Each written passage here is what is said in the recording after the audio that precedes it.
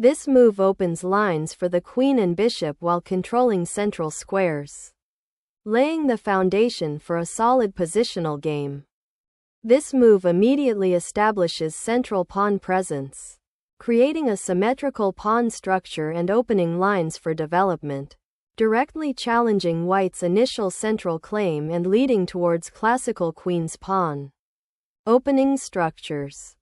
Developing the knight to f3 controls the central squares e5 and d4, preparing for further pawn advances and often leading to established opening systems like the Queen's Gambit declined or the Slav defense. This move develops a knight towards the center, preparing to castle and challenging white's central pawn on d4, a common response in queen's pawn games. This move, 3. c4, challenges black's central pawn and aims to gain space and initiate a queen's pawn opening known as the Queen's Gambit, forcing black to decide how to handle the central tension. This move signals black's intent to enter the Queen's Gambit declined, specifically the orthodox defense, aiming for a solid pawn structure and gradual development. This move develops a piece and supports the central pawn structure, maintaining flexibility and potentially leading to a Queen's Gambit declined or Nimzo Indian defense depending on black's response. This move solidifies black's central pawn structure and prepares for kingside castling, a standard development in many queen's pawn openings like the Queen's Gambit declined. This move pins the black knight, aiming to disrupt black's pawn structure and potentially create weaknesses if the knight is forced to move. This move, NBD7, avoids immediate contact with white's bishop and prepares to castle kingside, while also keeping the c6 square available for a future pawn advance in the Queen's Gambit declined. This move prepares to develop the kingside bishop and reinforces the central pawn structure, aiming for a solid Queen's Gambit declined setup. Castling secures the king and prepares to connect the rooks, a fundamental step in developing pieces after white has also adopted a solid classical pawn structure.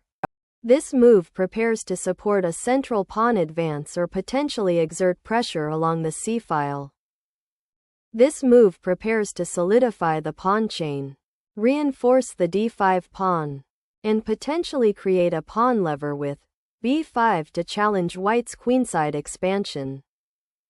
This move prepares to support the c4 pawn and aims to create attacking possibilities on the queenside, potentially by clearing the way for a later b4 push or by connecting the rooks. This move accepts the pawn sacrifice in the Queen's Gambit declined, aiming to clarify the central pawn structure and potentially prepare for pawn breaks later in the game. This capture resolves the tension on the c4 square, opening lines and allowing white's pieces to become more active while creating a solid pawn center. This move seeks to centralize the knight and create counterplay by challenging white's control of the d4 pawn and potentially preparing c5. This exchange removes a defender of black's central pawn structure, simplifying the position and creating an open c-file for white's rook. By recapturing with the queen, black solidifies the center and prepares to develop the queen's bishop, while also maintaining the option to push the e-pawn later. The castling move secures the king and prepares to activate the rook on the kingside, aiming for more active piece play in the center.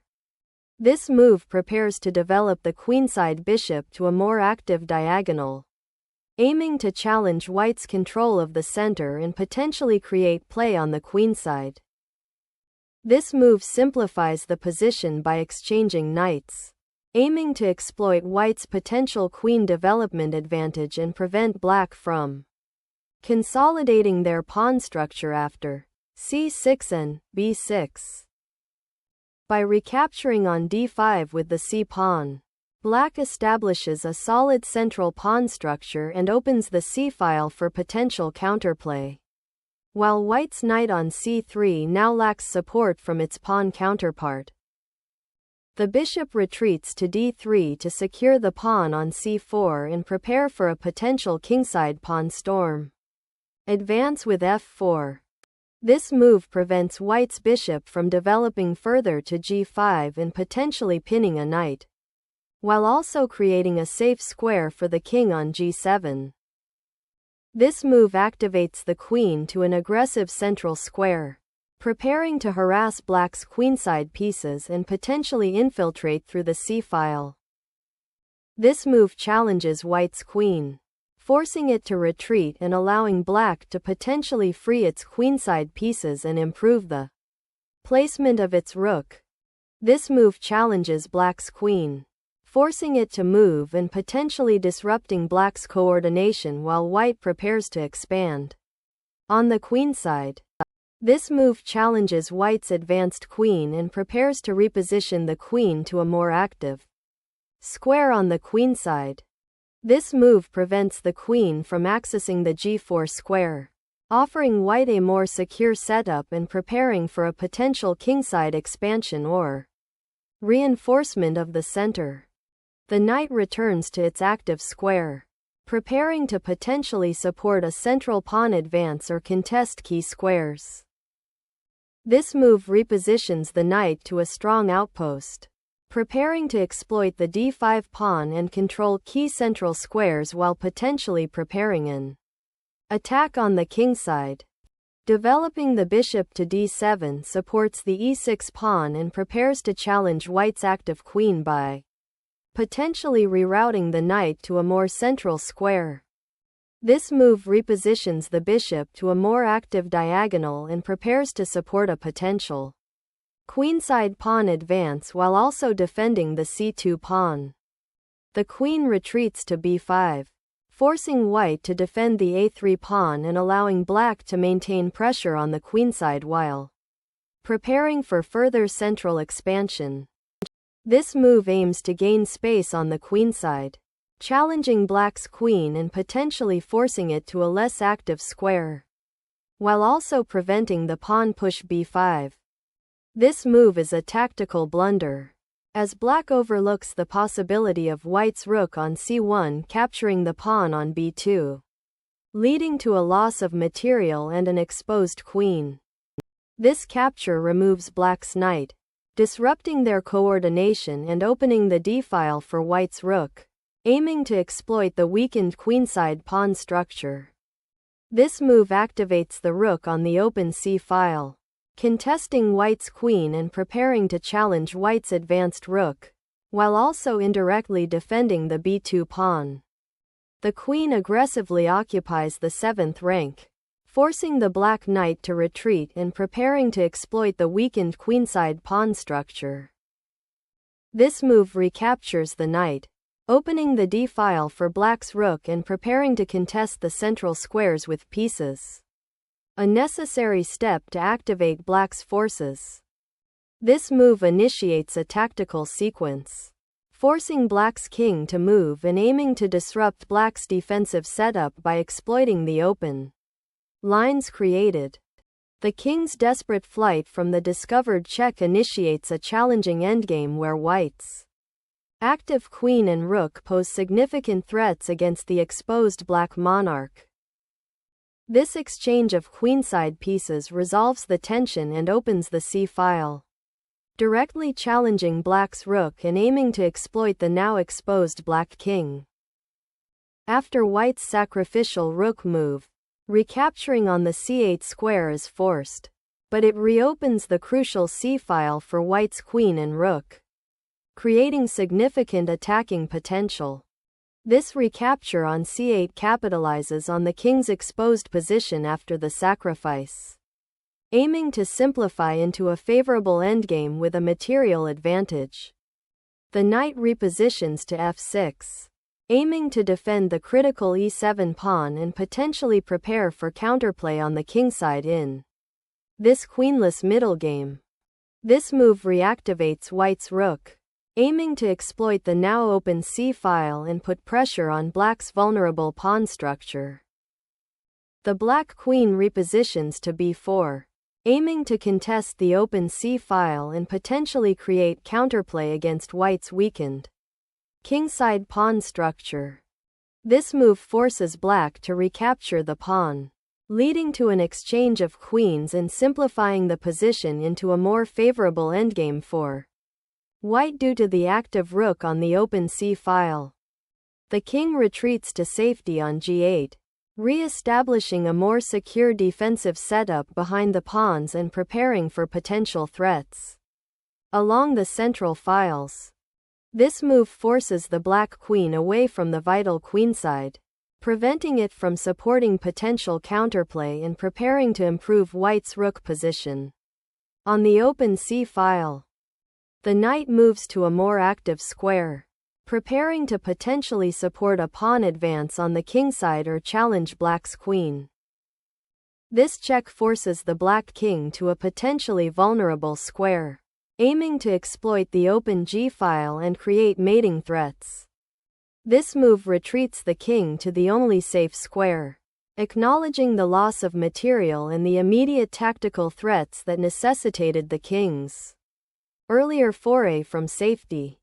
This move aims to exploit the weakness on the queenside by harassing the black queen and potentially disrupting black's coordination, while preparing to bring white's rook into a more active position. This move sacrifices the queen for a pawn, which is a questionable exchange given the material disadvantage and weakened king safety that black will face. This move initiates a forceful attack, sacrificing the rook to exploit black's weakened kingside and create an unstoppable passed pawn, aiming for a quick checkmate. This queen check aims to exploit the exposed king and force white into a series of checks, potentially leading to a draw by repetition or a favorable simplification. This move is a necessary king repositioning to escape the checks along the light-squared diagonal, and to prepare for potential further checks or harassment, as the king is currently exposed. This move, QH5, is a desperate attempt to activate the queen and potentially create counterplay. But it overlooks the immediate tactical danger in black's advantageous position after white's recent pawn sacrifice. This move captures a pawn, but allows black's queen to penetrate white's position, creating immediate tactical complications and potentially leading to a dangerous counterattack. This move prepares to reinforce the kingside with QH5 and potentially develop the bishop to e6, aiming to create counterplay against white's somewhat exposed king. This rook lift is a powerful maneuver, aiming to transfer the rook to the kingside to support a pawn push or create mating threats against black's vulnerable king. This move aims to create counterplay by attacking white's weak pawn on h3, potentially forcing concessions or creating an escape square for the black king. This move repositions the rook to a highly active square, aiming to pressure black's pawns and potentially trap the opponent's rook on the 7th rank. The queen repositions to f5, aiming to attack the weak pawn on g7 while also potentially creating threats against the king's side and supporting a possible pawn push or regrouping of other pieces. This rook move repositions the piece to a more active square on the 7th rank, threatening to infiltrate black's position and potentially create weaknesses or launch further attacks. This move repositions the knight to a more active central square, eyeing potential outpost squares and preparing to contest control of the d-file. The queen repositions to a2, eyeing the c2 pawn and supporting the rook on the a-file while preparing for potential further queenside expansion or a tactical regrouping. This central pawn push aims to liberate black's pieces by opening lines, specifically challenging white's control of the e-file and potentially creating tactical opportunities. This move is a tactical blunder, as it allows black to regain material and improve their piece activity with an immediate check. This move is a tactical decision to challenge white's central pawn control and potentially open lines for black's pieces, aiming to disrupt white's positional advantage. The rook's move to b8 aims to exploit the open b file, potentially creating a battery with the queen on the 7th rank or supporting a subsequent advance of the pawn on a7. The knight repositions to f6 to defend the pawn on e4 and prepare for potential counterplay, while also keeping an eye on central squares. This move recaptures the pawn and simplifies the position, aiming to leverage white's queenside majority in the endgame while black's king remains somewhat exposed. Black aims to activate the queen and potentially exploit the open diagonal towards white's king, while also preparing to defend the f7 pawn. White captures the pawn on b6, winning material and simplifying into a favorable endgame where the king is more active and white has the advantage of the passed pawn on the a file. Capturing the pawn on f2 with the queen is a desperate attempt to create counterplay, but it ignores white's dangerous passed pawn on b6, which is about to become unstoppable.